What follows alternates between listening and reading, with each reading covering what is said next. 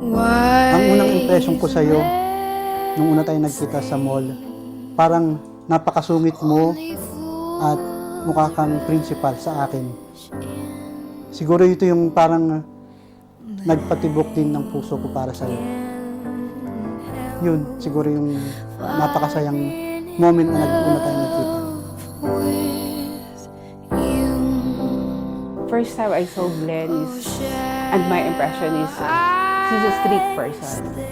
At the same time, down to earth.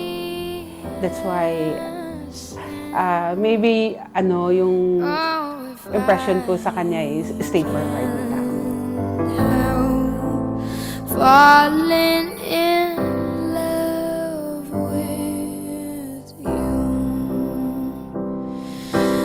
like a river flows surely to the sea, darling, so it goes. Some things are meant to be. Take my Bilang bahagi ng ating pag-aasaran, kulitan, at higit sa lahat, pag-ibig at pagsasama, inaalay ko sa iyo ang aking puso, isip at kaluluwa sa harap ng Diyos at ng mga saksi.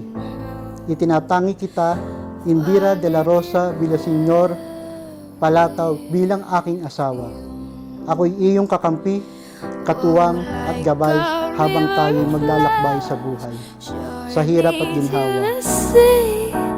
Darling, so it goes. Some things are meant to be.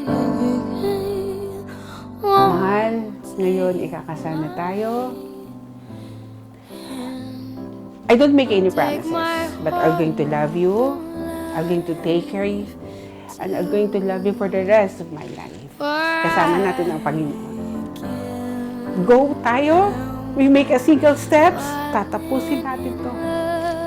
Mahal, mahal na mahal kita. You, oh, for I